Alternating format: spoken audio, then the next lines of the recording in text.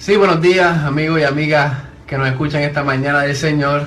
Este es su programa Sola Escritura, la voz de la Reforma Protestante de la región. Quien les habla es el pastor Brandny López de la Iglesia 1 Reformada en Arroyo, y les invito a que en esta media hora nos acompañe a estudiar la única regla de fe y de conducta, la inerrante e infalible Palabra de Dios. En esta mañana tenemos un tema muy interesante y es la separación de iglesia y Estado. Separación de iglesia y Estado. ¿Qué realmente significa la separación de iglesia y Estado? Y esto surge, ¿verdad?, por toda esta polémica que se ha levantado en la política de Puerto Rico, en donde pues el sector no creyente quiere resolver todo con la expresión separación iglesia y Estado, como si esa expresión pudiera de alguna manera cancelar las convicciones cristianas o cancelar la historia de la tradición cristiana en este país. Pero hay que primero mirar qué realmente es la separación iglesia y Estado. ¿Cuál era el propósito de la separación de iglesia y Estado? Y en esta mañana vamos a tocar este tema, y como siempre, obviamente partiendo primeramente de la palabra de Dios, que es lo que las escrituras nos dicen acerca de la iglesia y acerca del magistrado civil. Y si me acompañan, les voy a invitar a que me acompañen a Romanos 13, versos del 1 al 5. Romanos 13, versos del 1 al 5. Y la palabra de Dios dice así: sométanse toda persona a las autoridades superiores, porque no hay autoridad sino de parte de Dios, y las que hay por Dios han sido establecidas, de modo que quien se opone a la autoridad, a lo establecido por Dios resiste, y los que resisten acarrean condenación para sí mismos, porque los magistrados no están para infundir temor al que hace el bien, sino al malo. ¿Quieres pues no temer la autoridad? Haz lo bueno y tendrás alabanza de ella, porque es servidor de Dios para tu bien. Pero si haces lo malo, teme, porque no en vano lleva la espada, pues es servidor de Dios, vengador para castigar al que hace lo malo, por lo cual es necesario estarle sujetos, no solamente por razón del castigo, sino también por causa de la conciencia. ¿Qué vemos en estos versos, en el libro de Romanos? ¿Qué Pablo nos quiere informar acerca de la iglesia y del Estado? Primero, tenemos que entender que tanto la iglesia como el Estado fueron establecidos por Dios. ¿Ok? Escuchen bien, la iglesia y el Estado fueron establecidos por Dios. O sea que Dios, quien es dueño de toda autoridad, delega autoridad al Estado. Aquel que merece y es dueño de toda la autoridad, delega autoridad al Estado. O sea, establece en los gobiernos con el propósito de que ellos lleven el orden civil en el país. Lleven el orden civil en el país. Él delega autoridad al gobierno. O sea que partiendo de esta premisa, se caen muchas cosas donde dicen, no, Dios no tiene nada que ver con el gobierno, Dios no tiene nada que ver con el Estado. Tiene que ver porque Él mismo lo estableció, Él mismo lo puso. Él pone y quita reyes. Él mismo puso el gobierno, no solamente lo puso, sino para servirle a Él. Ahora, tenemos que entender que no todo gobierno se maneja de una manera moral. Y mayormente, obviamente, llega a un punto en donde, si comenzó más o menos moral, va a llegar al punto en que se va a corromper. Pero eso no quita que Dios lo haya establecido. Obviamente, conocemos la razón por la que se corrompe, que es por la depravación del hombre, el amor al poder y el amor al reconocimiento. Pero es establecido por Dios con el propósito de servirle a Dios. Claro, y eso, ¿verdad? De acuerdo a lo que la Escritura muy bien establece. Y es lo que nosotros siempre decimos, ¿verdad? La sola Escritura. Es contradictorio el pensar que el gobierno no debe someterse a la ley moral de Dios. Para nosotros los creyentes, nuestra forma de medir al gobierno es la palabra de Dios, porque así lo ha establecido. Amén. Porque si yo escojo un gobierno que va en contra de la ley de Dios, de la moral que Dios ha establecido, pues yo estoy castigándome a mí mismo, porque ese gobierno me va a gobernar a mí. O sea, yo no puedo pensar de que no me va a afectar. Yo no puedo pensar de que no, como yo soy creyente, yo no tengo que, yo voy a escoger aunque sea ateo, aunque sea pro aborto, aunque sea pro lo que sea, pues no importa, eso para mí no importa, porque el gobierno es una cosa y yo como creyente soy otra. No, la Escritura no establece eso. Si nosotros cogemos un gobierno que no va de acuerdo a la ley que Dios ha establecido, nos va a afectar, nos va, en vez de castigar al malhechor, como dice la Escritura, va a castigar al que hace el bien, al que hace lo bueno. Amén.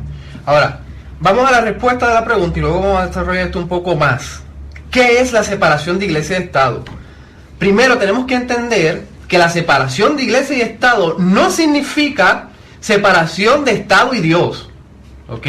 No significa separación de Estado y Dios. ¿Por qué? Como había dicho al principio, Dios es autoridad sobre el Estado. Dios delegó la autoridad al Estado, pero Dios continúa siendo dueño de todas las cosas. Él continúa siendo rey de todas las cosas y Él continúa demandando que el gobierno le sirva a Él. Le sirva a Él. Ahora, pero ¿de dónde surge esta polémica de separación de iglesia y Estado? Al principio de la colonización de los Estados Unidos hubo una inmigración, ¿verdad?, de parte de los puritanos que venían de Europa, y estos llegaron buscando una libertad religiosa. ¿Por qué cruzaron, como decimos nosotros, el charco para buscar una libertad religiosa? Y es que en aquellos tiempos, voy a dar una historia breve, en el 1553, cuando María comenzó a reinar, mejor conocida como María la Sanguinaria. ¿Por qué la Sanguinaria? Porque ella, cuando llegó al trono en Inglaterra, ella quiso restablecer el catolicismo romano como religión oficial de la nación y comenzó a perseguir a los protestantes. Y aquí que se conoce, muchos de estos reformados de Inglaterra fueron a la hoguera, muertos por su fe, y es porque María perseguía a la iglesia protestante porque quería restablecer la religión católica romana en aquel tiempo, en 1553. Luego que ella muere, en 1558, viene Elizabeth I a reinar en Inglaterra, y ella ¿qué hace? Quita como religión oficial, como iglesia oficial de la nación, al católico romano, y restablece el protestantismo, pero esta vez favoreciendo los anglicanos, que es la iglesia oficial de Inglaterra, los anglicanos. ¿Y qué ocurre? ¿Cuál es el problema? Que muchos de los reformadores decían, ¿cómo vamos a tener libertad de religión cuando se nos impone qué hacer y cómo practicar nuestras creencias? Porque en este tiempo Elizabeth restableció el protestantismo, pero imponía inclusive dentro de la iglesia qué vestimenta iba a usar el ministro, cómo se iba a desarrollar la iglesia, inclusive hizo una persecución con otros sectores protestantes. O sea que no había una libertad de religión, no había una libertad donde el ministro, donde la iglesia decidiera sus asuntos. ¿Y qué ocurre? Estos puritanos, buscando una libertad de religión, cruzaron al Nuevo Mundo, a América, donde había una libertad de religión. ¿Ok? ¿Y qué ocurre? Ahí no solamente vinieron protestantes, también vinieron católicos, vinieron de todas denominaciones buscando una libertad de religión en las tierras americanas. Y por esta razón es que se crea la primera enmienda. Déjenme decirle, en la separación de iglesia y Estado no se encuentra en la Constitución de los Estados Unidos. Esta es la primera enmienda, ¿ok? Son unas enmiendas que aseguran la libertad civil.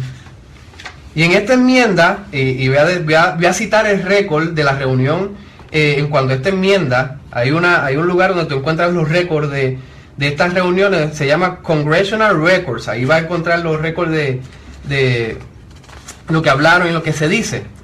En esta que voy a leer, viene de junio a septiembre 25 de 1789. Y se hace bien claro el intento de la primera enmienda. La primera parte de la primera enmienda precisamente habla de la separación de iglesia y Estado. Y dice, en la reunión ellos dicen, no queremos en América lo que teníamos en la Gran Bretaña. No queremos una denominación corriendo la nación. No todos seremos católicos o anglicanos o cualquier otra denominación. Queremos los principios de Dios, pero no queremos una denominación corriendo la nación. Eso era el deseo de ellos. Ellos decían, aquí no todos tenemos que ser anglicanos, no todos tenemos que ser católicos, no todos tenemos que ser presbiterianos o bautistas.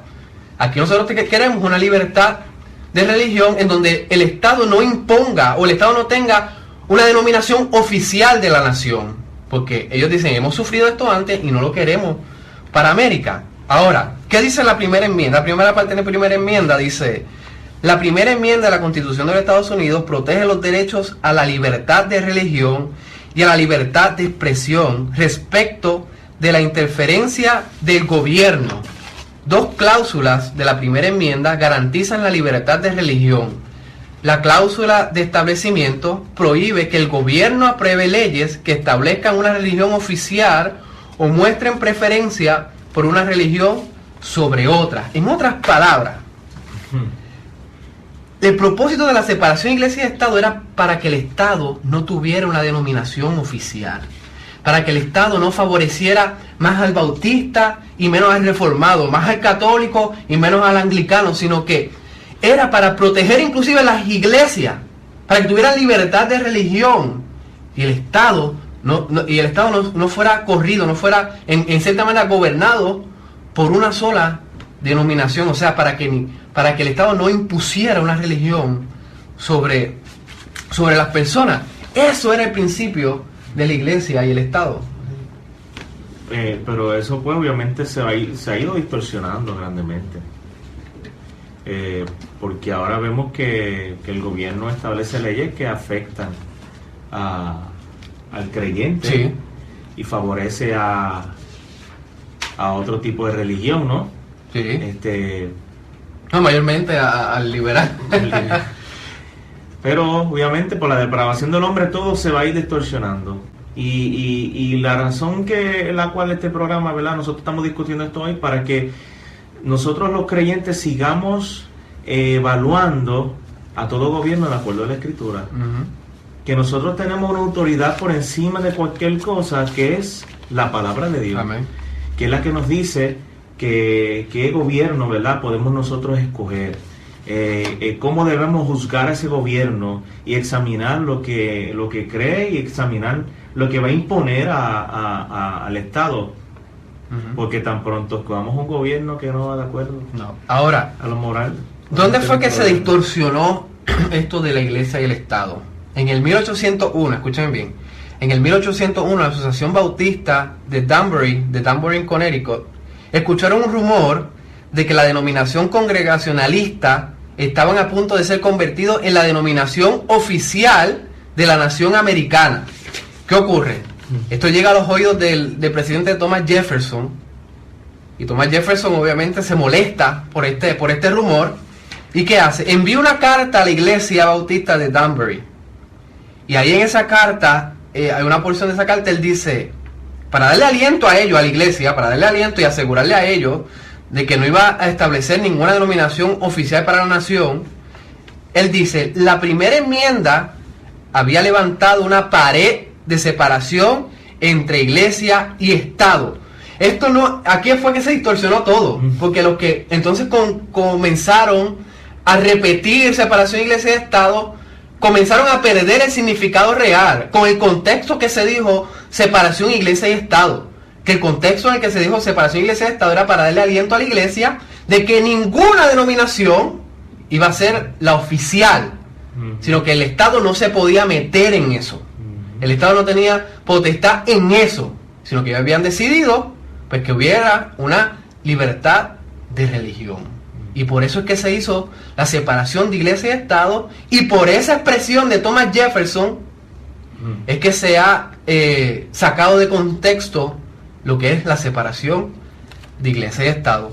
Pero en ningún momento se dice que no, pues no tiene nada que ver, el Estado es una cosa y Dios es otra. Eso no es así. Porque el dueño de todas las cosas es Dios. Y el Estado, como dije antes, está para servirle a Dios. Y entonces quieren imponer al creyente que separemos eso y que entonces votemos o ejerzamos nuestro derecho al voto como si no fuéramos personas que razonamos. Como si la fe estuviera separado del razonamiento.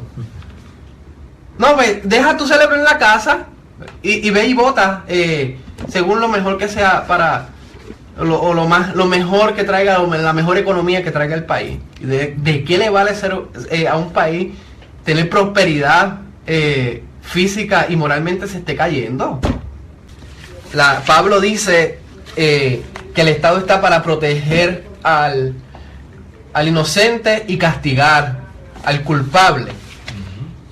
Y el Estado, la función principal del Estado es mantener, ¿verdad? Y sostener la vida del ser humano. ¿Okay? El Estado tiene que preocuparse por proteger la vida del ser humano. Cosa que hemos visto que este Estado, la nación americana, no ejercen.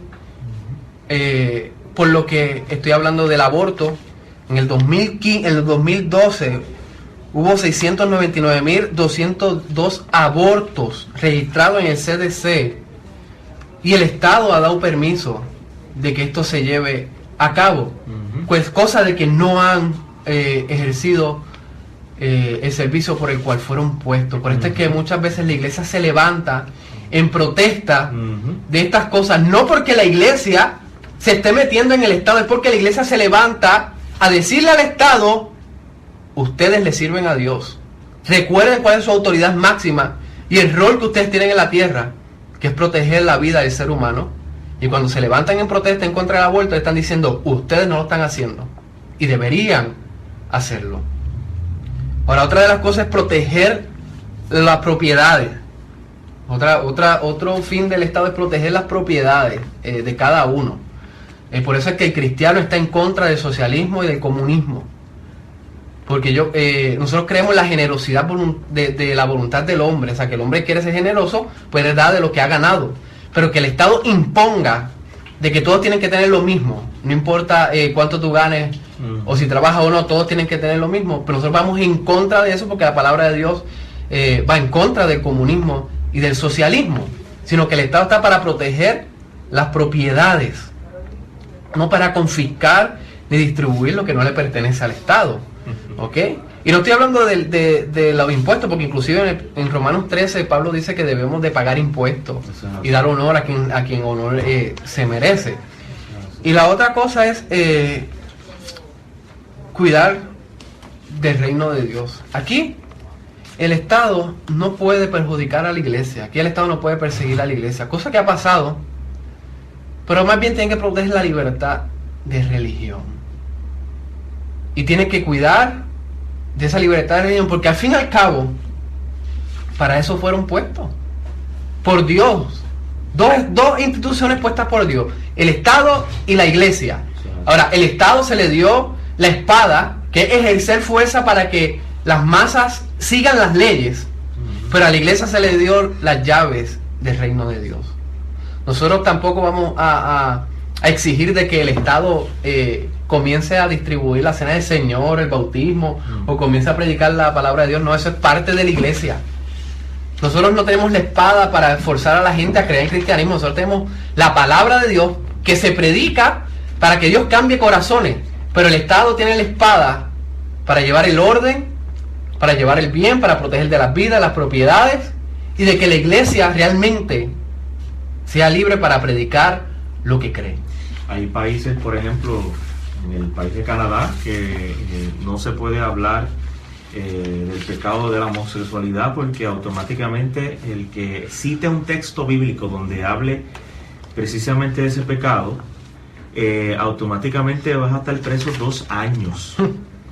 Ahí podemos ver cómo el magistrado civil se ha metido y le ha quitado la libertad religiosa. ¿Y qué está haciendo? Como muy bien nosotros ya hemos he leído en el pasaje de Romanos capítulo 13, donde se supone que el magistrado civil sea para proteger el que hace lo bueno y castigar al malhechor. Pero ¿cómo es que el gobierno civil puede proteger al bueno y castigar al malhechor? Por la Escritura. No hay una ley moral que el hombre haya establecido. Toda la ley moral ha sido establecida por Dios. El hombre no tiene ni la capacidad, ni mucho menos el poder para decir qué es lo moral y qué es lo inmoral. Eso lo decide Dios. Y Dios lo ha establecido bien claro. Tan pronto el gobierno comience a establecer leyes en contra de la ley moral de Dios, el cristiano tiene todo el derecho, toda la potestad de levantarse en contra y protestar en contra de esas leyes. Nosotros como creyentes debemos obedecer las leyes que son legítimas, pero no a aquella ley que vaya en contra de la palabra de Dios. Toda ley que haya sido puesta por el magistrado civil, que vaya en contra de la palabra de Dios, debemos abiertamente y sin temor protestarnos. Sí, la iglesia tiene libertad de levantarse a protestar. Aquí nosotros estamos llamados a ejercer obediencia al magistrado civil. Debemos obedecerlo, debemos seguir las leyes, debemos de pagar nuestros impuestos honestamente. Y aunque el gobierno sea aunque el gobierno sea corrupto, ese es nuestro llamado de ser obediente. Nosotros, exacto, sea un gobierno que vaya en contra de la ley de Dios, pero debemos pagar nuestros impuestos. Claro, debemos ser obedientes porque eso Dios lo ha establecido. Exacto. Y tenemos que seguir las leyes. Ahora, una vez esas leyes vayan en contra de los principios bíblicos, la iglesia debe obedecer primero a su rey antes que al magistrado civil. Por esto es que se levantó la iglesia cuando se vio amenazada con lo de la familia. Querían distorsionar lo que era la familia y la iglesia se levantó. ¿Por qué? Porque va en contra de los principios bíblicos. ¿Por qué la iglesia se levanta y una guerra constante en contra del aborto? Porque no protege la vida del ser humano y por eso la iglesia se levanta y va en contra. Y así sucesivamente nos vamos a levantar cada vez que el gobierno vaya en contra de los principios bíblicos.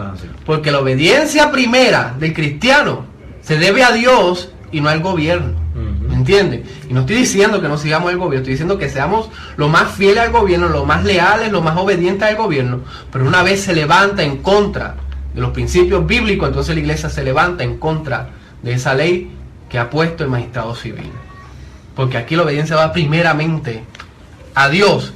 Ahora hemos dejado claro lo que es la separación de iglesia y Estado. En ningún momento era para beneficiar al Estado mayormente, sino era para beneficiar a la iglesia, para que no hubiera una persecución, para que tuviéramos libertad de religión, pero jamás en la vida para separarlo del Estado, separar a Dios del Estado, porque inclusive la nación americana fue fundado bajo principios cristianos. Y si nos damos cuenta, de la reunión que yo estuve citando en el 1789, ellos bien claro dice: queremos los principios de Dios, pero no queremos una denominación corriendo la nación. Ellos querían los principios de Dios, obviamente personas cristianas, querían los principios de Dios, pero no querían el abuso, no querían la persecución, no querían que se le impusieran lo que ellos practicaban, pero ellos querían los principios de Dios. Por lo tanto, la nación americana fue fundada bajo principios cristianos. ¿Ok? Y esto beneficia obviamente va a beneficiar al creyente porque tiene un gobierno que va de acuerdo a lo que Dios ha establecido, y el que no lo es también, aunque no lo crea, aunque no crea en Dios, que diga que no crea en Dios, sea ateo, esto te beneficia porque tú vas a tener una sociedad haciendo lo bueno. Orden, sí. Ahora, cuando el Estado comienza a escuchar a una sociedad corrompida y establecer leyes y imponer leyes a la iglesia, por ejemplo, quieren imponer que el matrimonio del mismo sexo sea aprobado. Pues déjeme decirle al gobierno y a aquel que cree en eso, usted no tiene la autoridad para decir que eso está bien, porque la autoridad tiene Dios. Quien constituyó el matrimonio fue Dios. Eso significa que es Dios quien dice cómo es el matrimonio y que es de hombre y mujer. Eso lo estableció Dios, no fue el hombre. El hombre está corrompido, el hombre va a hacer lo que le parezca hacer el bien, Sí, y así es. obviamente va a hacer lo malo. El gobierno está subordinado a la palabra de Dios, o sea, se tiene que someter a la verdad absoluta. La única regla de fe y de conducta es la palabra de Dios y todo gobierno se tiene que someter a ella. Igual. Porque lo que- realmente la separación iglesia-estado no dicta que no se sometan a ella. ¿Me entienden? Aquí es una protección para que no haya una religión, y vuelvo y lo digo, ya se ha vuelto un cliché, pero hay que entenderlo. ¿Ok? Aquí la autoridad máxima es la palabra de Dios. Ahora, ¿podemos nosotros como creyentes separar nuestras convicciones en el momento de ejercer el voto? ¿Podemos hacer eso? ¿Podemos dejar nuestra mente en nuestra casa, ir a votar sin poner en prioridad las convicciones cristianas? ¿Eso es posible? Déjeme decirle que eso es imposible. Nuestra fe, como dije antes, también lleva una razón. Nosotros no creemos solamente por creer, sino hay un razonamiento por el cual nosotros creemos. Ujú. Y cualquier candidato que se levante y vaya en contra de los principios cristianos no es una opción para el creyente. Yo diría que cualquiera que dice creer firmemente, ¿verdad?, en lo que Dios ha establecido, tanto el matrimonio, ¿verdad?, en contra de lo que es el aborto, y escoja un gobierno que vaya a favor de toda esa inmoralidad, me parece que va en contra de su propia conciencia. Claro, va. O una de dos, usted me está mintiendo, que usted cree firmemente En la escritura, o ajá. ciertamente está yendo en contra Sí. de su conciencia. Como decía Martín Lutero, no puedo ir en contra de la conciencia, ni es seguro ir en contra Claro que no. de la conciencia, porque nuestra mente está cautiva con la palabra de Dios. Eso es así. ¿Qué es lo primero que tenemos que tener en consideración? Deuteronomio 6, el Shema dice: oye Israel, Jehová nuestro Dios, Jehová uno es, y amarás a Jehová tu Dios de todo tu corazón y de toda tu alma y con toda ¿qué? Tu fuerza. Principalmente amamos a Dios antes que cualquier otra cosa, y nuestra confianza está en Dios antes que cualquier otra cosa. Ahora, ¿qué nos dice Romanos 12:21? Dice: así que hermanos, os ruego por la misericordia de Dios que presentéis vuestro cuerpo en santificación vivo, santo, agradable a Dios, que es que vuestro culto racional. Aquí estamos en un racionamiento. Eso es así. Aquí sabemos por qué creemos lo que creemos. Y si usted no lo sabe, coja su Biblia y póngase a estudiar. Ahora, el último es texto que tengo, Filipenses 3:18 al 20, dice: como les he dicho a menudo, y ahora lo repito hasta con lágrimas, muchos se comportan como enemigos de la cruz de Cristo. Su destino es la destrucción, adoran al Dios de sus propios deseos y se enorgullecen de lo que es vergüenza. Solo piensan en lo terrenal. En cambio, nosotros como ciudadanos del cielo, de donde anhelamos recibir al Señor, el Salvador, el Señor Jesucristo. Nosotros como cristianos, nosotros nosotros anhelamos una teocracia. No va a ocurrir durante este tiempo, no va a ocurrir. Pero nosotros tenemos que votar y tenemos que estar conscientes de qué es lo que nos lleva más cerca de esto, más cerca de una moral bíblica. Nosotros tenemos que estar conscientes, pero nosotros no podemos desligarnos de lo que por convicción hemos creído. No podemos desligarnos de aquel que nos salvó, de ninguna manera. Ahora nos quedamos cortos de programa, ya es tiempo. Pero lo invito a la Iglesia Unión Reformada, OPC, a las 10:30 de la mañana, acompáñanos allí. Para más información llama al 787-547-4720. Y le doy gracias a Madeline Bow, que siempre está en los controles, al anciano Jonathan de la Llana, mi hijo que siempre nos acompaña. Nos veremos el próximo domingo a las 8 de la mañana, con el favor de Dios, por esta emisora 1540. Dios los bendiga.